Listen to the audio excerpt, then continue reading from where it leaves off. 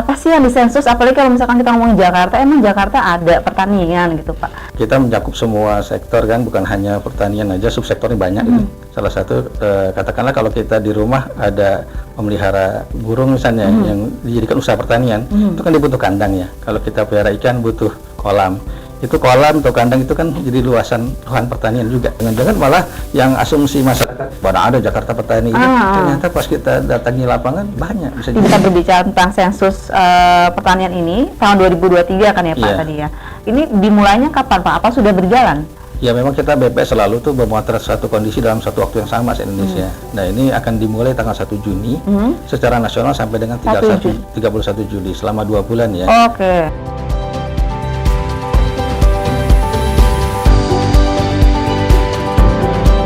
Disiarkan dari kantor Wali Kota Jakarta Pusat. Inilah dia, J Podcast. Podcastnya Jakarta Pusat.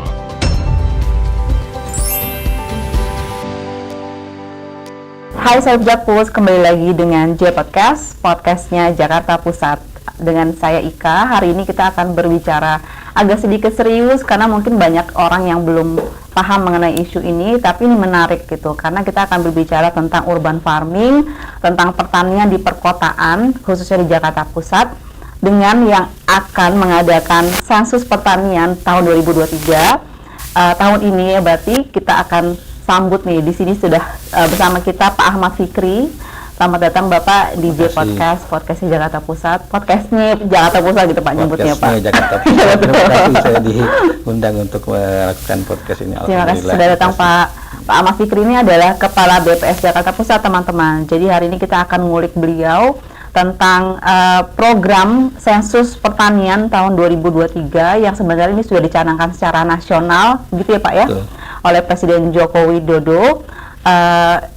Implementasinya seperti apa sih gitu. Terus kalau misalkan ada pertanyaan, emang di Jakarta Pusat ada pertanian ya, definisi pertanian itu apa sendiri gitu, kita akan kulik sama-sama. Kita akan berbicara tentang sesuatu yang agak sedikit kurang awam nih Pak untuk masyarakat, tapi sebelum kita ke sensus pertanian itu sendiri, boleh ceritain nggak sih Pak, BPS itu khususnya di Jakarta Pusat itu tugasnya ngapain sih Pak?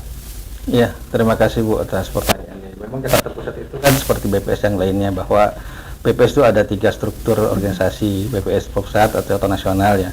Kedua BPS di tingkat provinsi, dan Jakarta Pusat ini BPS kabupaten kota di tingkat 2 ya. Nah, struktur yang paling bawah itu tugas utamanya memang mengambil data dari masyarakat, dari responden ya. Nah, termasuk juga kegiatan sensus maupun survei-survei ya. Utamanya di situ. Nanti level provinsi menggabungkan, mengkoordinasikan BPS kabupaten kota di bawahnya untuk dilakukan ya analisis dan pengolahan data-data tersebut di BPS RI untuk didiseminasi atau ditabulasi gitu Pak. Jadi utamanya kita dari Jakarta Pusat berhubungan langsung dengan masyarakat, mengambil data, mendapatkan data sesuai dengan kegiatan yang ada, survei maupun sensus itu utamanya. Oke, berarti itu tiap tahun sebenarnya jadwalnya sudah penuh ya Pak dengan jadwalnya sudah siap. Survei, statistik gitu ya Pak ya. Oke, ini menarik nih teman-teman. Karena yang namanya data itu sebenarnya, apalagi kita sekarang udah ada big data ya Pak ngomonginnya gitu. Betul. Ya. Kita nggak bisa jadi apa-apa tanpa data gitu ya Pak. Siap. Gitu. Oke, nah kalau misalkan kita langsung nih Pak tentang sensus pertanian gitu. Mungkin orang-orang bertanya apa sih yang disensus? Apalagi kalau misalkan kita ngomongin Jakarta, emang Jakarta ada pertanian gitu Pak. Latar belakangnya sebenarnya apa dulu tuh Pak kalau sensus pertanian? Iya, terima kasih Bu. Sensus pertanian itu memang menjadi core bisnisnya BPS ya, sesuai dengan Undang-Undang Nomor 16 tahun 1997 bahwa BPS penyedia data dasar yaitu sensus. Salah satunya sensus pertanian yang kalau dilihat dari tahun, ketika tahun di belakangnya 3 seperti sekarang 2023, maka itu jadwalnya sensus pertanian. Ada lagi sensus ekonomi. Nanti ketika tahunnya berbelakangan 6. Nanti jadi gampang diingat ya Pak? Gampang diingat semua. 3 pertanian, 6 perekonomian. Satu lagi 0 itu sensus penduduk. Itu tugas utama yang BPS mendapatkan data dasar yang 3 sensus besar itu. Berarti berapa tahun sekali sih Pak kalau sensus pertanian? Semua sensus 10 tahun sekali. Semua sensus ya, 10 tahun sekali. Kalau sensus pertanian 2023 berarti sebelumnya 2013. Dan untuk yang sensus 2023 ini BPS sudah menyelenggarakan yang ke-7 kalinya. Karena di tahun 1963 lah yang pertama kali sensus pertanian diadakan. 7 kali ya Pak ya? Sudah 7 kali. Ini berarti dari yang ke-7 ya sekarang. Yang ke-7 ya. Sudah 70 tahun yang lalu 70 gitu ya. Tahun. 1963 setelah merdeka ya. Iya, oke, menarik banget ya. Tujuannya apa sih Pak? Gitu ya. Kalau misalkan kita ngobrolin Jawa, mungkin Sumatera yang punya lahan besar untuk pertanian, kita mungkin masih mereka ada lahannya gitu ya. Kalau di Jakarta itu apa tuh Pak jadinya mungkin spesifiknya? Ya kalau tujuan secara umum sensus ya, sensus apapun gitu. Karena kan kita mungkin mendapatkan data seluruhan populasi penduduk ya. Kalau untuk pertanian ya berarti populasi penduduk pertanian. Nah, kalau di dalam statistik itu kita membutuhkan frame namanya ya, kerangka sampel untuk mengambil sampel kegiatan survei-survei berikutnya. Nah, itu penting ada sensus karena 10 tahun sekali. Jadi ketika kita ingin membuat survei itu kan harus mengambil sampel. Nah, sampel itu frame-nya itulah sensus pertanian. Jadi kita harus akan mendapatkan framework ya atau kerangka sampel untuk survei-survei pertanian yang lainnya. Itu salah satunya. Dan kita juga ingin membandingkan juga tentunya dengan kegiatan sensus pertanian di 2013 data dulu seperti apa, sekarang sudah seperti apa gitu ya. Perbandingan ya Pak, perbandingan. 10 tahun berarti perbandingannya 10 tahun sekali untuk yang sensus ya. Tapi kalau untuk yang di antara sensus itu ataupun rutin tahunannya ataupun bulanannya kita menggunakan survei, mengambil sampel beberapa, kemudian kita gambarkan sebagai sebuah populasi. Oke, menarik nih Pak. Kalau kita ngomongin big data, survei gitu ya, sebenarnya kalau mungkin nanti secara spesifik pertanyaan tentang sensus pertanian ini ya Pak ya, tujuannya gitu atau hasilnya itu sebenarnya buat apa sih Pak kalau sensus itu jadinya? Iya, oke. Makasih Bu. Kalau tadi kita gambarkan secara komprehensif ya untuk keseluruhan. Nah, ketika kita melihat menghasilkan nanti setelah selesai data ini diolah ya, telah menjadi database yang memang sudah final, itu banyak sekali. Karena ketika kita bertanya kepada masyarakat, kita pertama mendapatkan siapa petani-petani yang ada di Indonesia gitu ya, termasuk yang ada di Jakarta. Otomatis itu ada direktorinya. Siapa di direktori ya Pak ya? Otomatis direktorinya ada siapa, di mana usahanya apa, skalanya seperti apa, mungkin besar kecil gitu. Termasuk nanti yang UMKM di sana. Kalau skala nilai produksinya kecil kan termasuk UMKM, kalau yang besar nanti termasuk perusahaan dan sebagainya. Kemudian juga gitu, ketika kita nanti kalau ke lapangan nih di bulan Juni nanti, itu kita menggunakan KEPI namanya ya. Kita pakai handphone yang berbasis Android. Nah, ketika kita tagging di sana, ketika kita menemukan rumah petani di sana, rumah tangga petani ya. Nah, tagging itu akan menjadikan sebuah geospasial gitu ya. Artinya gini, geospasial nanti data kita dapatkan, semua orang bisa lihat gitu dengan melihat peta, katakan peta Jakarta Pusat, bagaimana kondisi Tanah Abang sih pertaniannya seperti apa, dia bisa klik di peta Tanah Abang. Terus kemudian pengen lebih dekat lagi sampai kelurahannya, katakanlah pengen lihat di kelurahan Kebon Melati misalnya ya. Seperti apa sih kondisi pertanian di jumlah rumah tangga tani tentunya di sana. Jadi akan ada juga salah satunya data geospasial seperti itu. Kemudian yang lain juga kita akan tahu struktur petani ya, tentunya kalau kita lihat struktur demografi petani itu kalau se-Indonesia ya, mungkin Jawa konsentrasinya di sawah misalnya, terus di Kalimantan konsentrasinya apa, di Jakarta bisa jadi nanti kita lihat setelah data ini, ternyata Jakarta punya juga konsentrasi walaupun tidak sebesar yang di kabupaten ataupun di luar Jawa gitu ya. Kemudian juga kita akan tahu lahan pertaniannya, karena kita akan bertanya juga sebetulnya lahan pertanian di Indonesia itu seperti apa sih gitu. Dan ini lahan pertanian berbeda dengan lahan umumnya ya, karena kita mencakup semua sektor kan, bukan hanya pertanian aja, subsektornya banyak itu. Salah satu katakanlah kalau kita di rumah ada memelihara burung misalnya yang dijadikan usaha pertanian, itu kan dibutuh kandang ya. Kalau kita pelihara ikan butuh kolam. Itu kolam atau kandang itu kan jadi luasan lahan pertanian juga. Walaupun adanya di lantai 3 katakan dari rumah kita. Itu dihitung sebagai lahan pertanian. Nanti itu ada informasi juga seperti itu. Jadi sebenarnya yang disebut dengan pertanian itu tadi kita ngomongin pertanian nih, kok tiba-tiba Bapak ngomongin burung ya, peternakan tuh. Jadi cakupannya tuh apa aja sih Pak? Oke.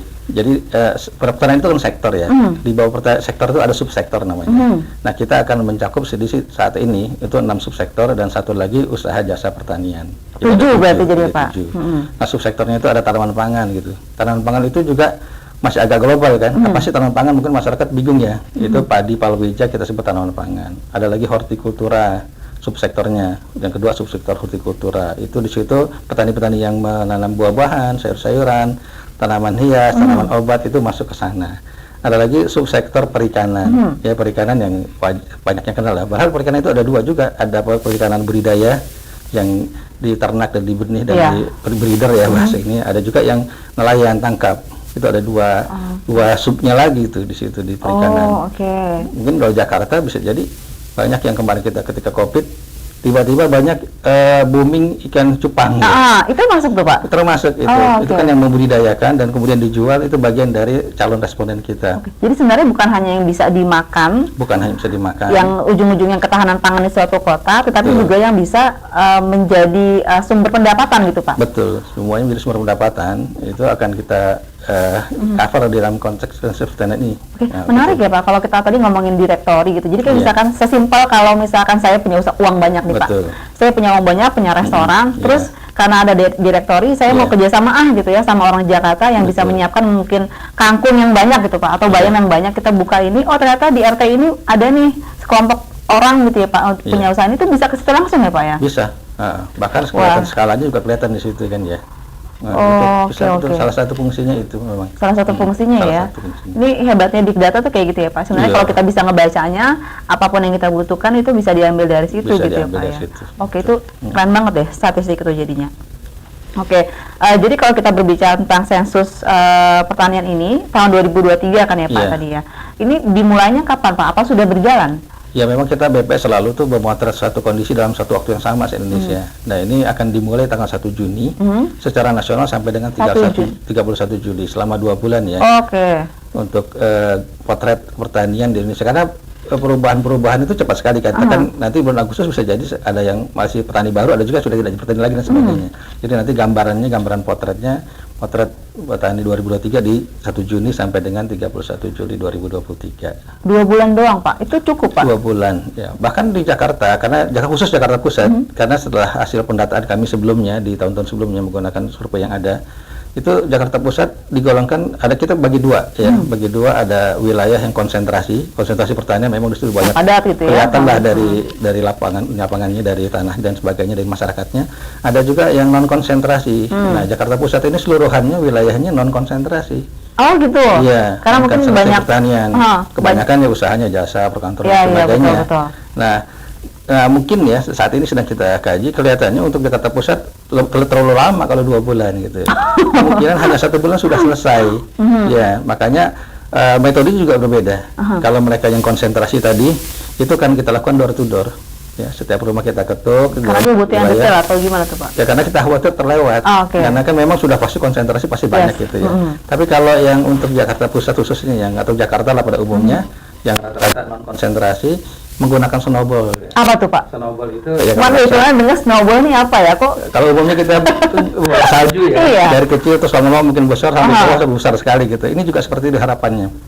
Jadi kita punya informasi yang minimalis sekali, jumlah orang-orang yang bertani lah ya, kita informasi yang minimalis, tapi kan kita nggak tahu apakah ada orang lain yang belum kita dapatkan. Nah makanya menggunakan snowball, jadi nanti petugas diberikan sedikit master yang kita punya, nama-nama direktori kecil lah ya, kita sudah punya. Nanti datang untuk melakukan wawancara ke si A, katakanlah sudah kita yakini petani. Dari situ baru kita tanya, ada nggak yang usaha yang sama? Kenapa? Karena masyarakat kota umumnya mereka berkomunitas. Ketika ada yang usaha, katakan tadi pembibitan atau budidaya ikan cupang, dia tahu tuh nanti siapa-siapa lagi yang punya usaha yang sama, sehingga mereka berkomunikasi menggunakan grup-grup WA, menggunakan medsos yang ada dan sebagainya.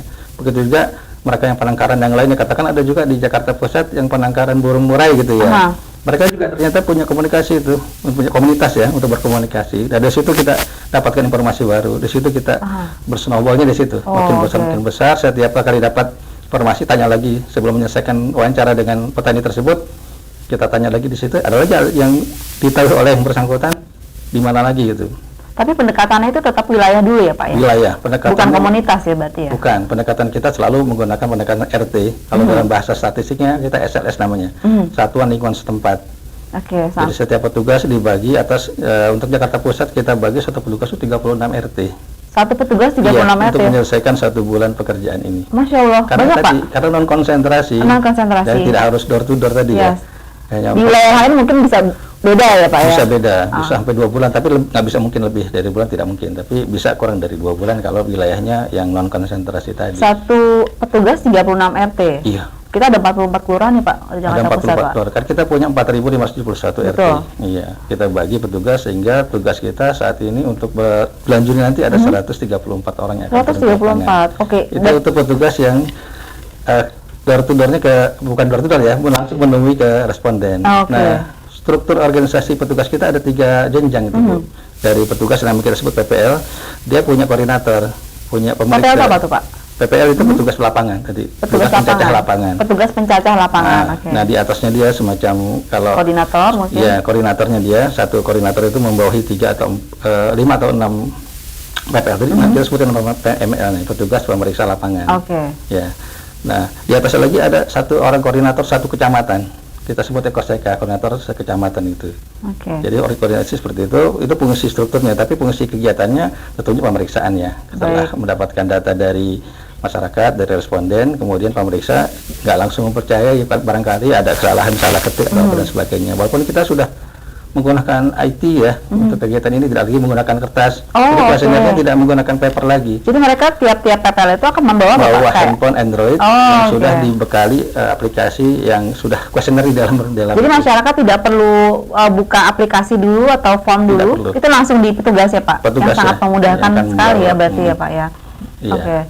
Pak, ini berarti 134 orang PPL ini mereka sudah dilatih khusus dong Pak? Betul. Nah sekarang ini memang kita karena ada 134, kita buat 2 gelombang. Memang kondisi kita tempat pelatihan bisa harusnya 2 gelombang. Nah sekarang ini lagi pelaksanaan di gelombang kedua. Ya, setelah besok, hari ini terakhir. Hari ini terakhir. Check out, tanggal 1 sudah start. Kami bisa berharap apa sih Pak dari petugas PPL ini? Maksudnya apakah mereka akan dilengkapi dengan atribut yang berbeda, yang mencirikan itu seperti apa tuh Pak? Betul sekali, karena memang masyarakat kota ya, dengan kondisi yang sering, apalagi medsos ini ketika ada kejah kriminal ya, itu kan terlangsung viral ya. Nah kita khawatir juga petugas kita dijadikan salah sasaran gitu ya. Nah perlu kita cirikan, salah satunya dia harus membuat surat tugas yang resmi dari BPS Jakarta Pusat. Kemudian yang kedua dibekali name tag, dan name tag itu nanti ada barcode-nya. Ada barcode dan ada mukanya dia mungkin ya Pak ya? Tidak, ada nama aja itu. Tapi ketika barcode itu di-scan oleh siapapun yang memerlukan gitu ya. Informasi itu muncul lebih lengkap, termasuk fotonya ada di sana. Bahkan kita lengkapi dengan seperti kalau kita pesan Gojek gitu ya. Setelah selesai wawancara, menurut responden bagaimana kualitas ini, bisa 1 sampai dengan 5 gitu. Tapi untuk kepentingan kita aja. Nah, itu seragam kah mereka Pak? Atau? Seragamnya hanya ada topi aja yang kita bisa berikan. Kayaknya dari tahun ke tahun topi ya Pak? Topi, ya pernah juga kita kayak di sensus penduduk kemarin dibekali dengan rompi ya. Cuma untuk tahun ini ya karena keterbatasan anggaran juga, efisiensi juga, jadi hanya topi dan Tapi ikoniknya emang topi Pak kalau BPS Pak? Topi selalu ada memang, selalu ada. Dan setelah selesai di survei tiap rumah tangga itu ada yang ditempel lagi nggak tuh Pak? Stiker ya. Nah itulah kelebihan sekarang kita menggunakan IT ya, karena di situ ketika dia wawancara setelah selesai, nanti dia harus men-tagging di dalam itu, tagging lokasi ketika di tagging itu sudah langsung tergambarkan di dalam itu. Jadi tidak perlu tempel-tempel lagi. Sudah dikunjungi, sudah ada. Nanti ketika ada kan itu fungsinya stiker, jangan sampai dikunjungi 2 kali ya. Pokoknya sudah ini ada stikernya nih gitu kan. Tapi kalau menggunakan tagging sudah ada di dalam taggingnya. Itu salah satunya ya, tapi fungsi lainnya untuk geososial sosial sebetulnya. Ini berarti. Dan kedua, mereka sudah dibagi habis menjadi wilayah-wilayah gitu. Katakan tadi 36 RT, 36 RT si A, nanti 36 RT lainnya si B dan seterusnya. Seharusnya tidak terjadi double counting gitu ya seharusnya. Tapi kita tetap bekal itu. Menarik ya Pak ya. Saya sebenarnya soalnya ngikutin dari dulu kan. Orang tua saya kebetulan waktu itu kayaknya pernah menjadi petugas, ya, petugas PPL juga gitu kan, yang dengan dulu tiap rumah itu ada berapa form gitu. Kalau nggak salah itu saya pendudukan dulu. Dan banyak sekali dokumen yang harus diurusi oleh si PPL ini gitu. Sekarang sudah dengan kemajuan teknologi semuanya sudah digital gitu ya Pak ya. Setelah kita kan mengurangi peran kertas ya. Walaupun bukan berarti dalam sensus ini semuanya pakai betul. Itu hanya untuk kota-kota besar aja, ibu kota provinsi, termasuk Jakarta seluruhannya menggunakan tadi menggunakan Android tadi. Tapi kalau untuk kabupaten-kabupaten yang masih tersebar di Indonesia, masih kita menggunakan kertas. Kuesioner kertas gitu yang seperti umumnya dulu pada zaman dulu kita baca ketika responden diwawancarai pakai buka satu lembar. Kalau untuk yang di luar ibu kota provinsi ya, kita menggunakan PP namanya paper assisted personal interview. Masih tergantung daerahnya juga ya Pak ya. Masih pakai itu. Karena masalahnya kan sinyal juga ya, kalau menggunakan sinyalnya hilang atau apa susah lagi. Kalau Jakarta sampai seluruh Indonesia dan sampai sedetail-detail sampai ke tiap RT kan. Seluruh Indonesia bahkan sampai wilayah terkecil RT atau SLS bahasa kita itu karena kan sensus ya. Sensus harus seluruhnya tercover, nggak boleh ada yang terlewat. Betul. Menarik sekali. kalau misalkan kan tadi itu salah satu tujuannya adalah untuk membandingkan data dengan tahun 2023 ini dengan 10 tahun yang lalu. Betul. Mungkin Bapak belum ada di sini gitu ya, di Jakarta di Pusat daerah. gitu, di daerah gitu. Iya. Nah, tapi kalau pasti kan udah belajar ya Pak ya. 10 tahun yang lalu kira-kira apa sih gitu nanti mungkin yang untuk dibandingkan dengan tahun 2023 ini. Sekilas aja nih Pak. Iya. Kalau di Jakarta Pusat gitu ya. Ada perbedaan yang signifikan nggak sih Pak untuk urban farming ini Pak? Nah justru itu, yang khusus yang Jakarta Pusat atau Jakarta lah pada umumnya, kalau melihat 2013 yang lalu kan kondisinya masih sangat berbeda dengan 2012 plus 10 tahun yang lalu. Pasti juga sektor pertanian terpengaruh juga. Ya, memang saya belum bisa menyajikan saat ini seperti apa sih kondisi pertanian. Katakan berapa jumlah petani yang hasil direkrut ketika zaman dulu ya, hasil mendapat di cover berapa banyak. Yang sekarang berapa banyak, tapi nanti kedepannya setelah selesai itu akan kita tampilkan itu diseminasinya salah satunya itu. Oh dulu Jakarta Pusat katakanlah banyak petaninya, bisa jadi sekarang berkurang ya, atau sebaliknya dengan kondisi urban farming yang pengaruh COVID kemarin membuat teknik juga meningkat ya Pak ya tekniknya. Teknologi informasi juga semakin banyak untuk belajar pertanian, bisa jadi ya. Justru itu dengan adanya sensus ini kita lihat nih perkembangannya. Jangan-jangan malah yang asumsi masyarakat mana ada Jakarta petani ini, ternyata pas kita datangi lapangan banyak bisa di balai kota tuh kita juga punya loh Pak urban farming dan betul, kami sudah pernah ke sana. Udah pernah ke sana ya Pak? Di gedung teknis ya. Bukan Pak, di balai kota Pak. Oh di balai kota. Betul, ini berarti udah beda lagi karena iya. tiap wali kota di DKI Jakarta kita punya urban farming yang masing-masing dan ini tiap wali kota tuh concern Pak. Jadi mereka sangat dirawat dan berkala untuk ini Pak, untuk panen ya Pak. Oh, iya, jadi panennya itu semuanya bisa yang kerja di situ bisa ambil gitu ya Pak. Kayak misalkan kangkung, bayam, min dan segala macam itu banyak tuh Pak. Jadi sebenarnya kita Jakarta itu kan karena concern sekali tentang ketahanan pangan, urban farmingnya juga nanti Bapak bisa lihat seberapa besar dan seberapa cepat perkembangan urban farming di Jakarta ya Pak. Mudah-mudahan kita bisa dapat informasinya Pak nanti Pak setelah selesai Pak. Betul. Cuma gini Bu, tadi saya berbicara kasus sebatas ya. Tadi Ibu bilang kan ada yang kayak di balai kota mengusahakan itu tanaman sayuran gitu ya, nanti di bergantian itu ya untuk mempanennya dan itu dijual tidak Bu? Ada yang dijual Pak. Nah itu kasus sebatas untuk kita, dia disebut dengan usaha pertanian menjadi di cover menjadi responden kita, manakala ya komoditasnya itu dijual. Walaupun tidak keseluruhan, hanya sebagian kecil, sebagian besar ataupun keseluruhan dijual. Kalau untuk konsumsi sendiri berarti tidak masuk. Hanya konsumsi sendiri walaupun besar gitu ya, banyak itu untuk dibagikan atau dikonsumsi sendiri selain tanaman pangan. Selain tanaman pangan ya, tanaman pangan itu tadi padi, palawija. Itu semua ada syarat dijual. Tanaman pangan yang harus konsumsi sendiri termasuk jadi responden kita. Khusus subsektor tanaman pangan. Selain itu subsektor yang lainnya hortikultura, perkebunan, perkebunan dan sebagainya harus ada diantaranya dijual dalam waktu setahun yang lalu. Jadi kita nanti batasi kontak dijualnya dari tanggal 1 April ya sampai tanggal 1 Mei sampai 30 April batas ininya. 1 Mei sampai 31 April. Mereka usaha petani seperti apa selama setahun yang lalu.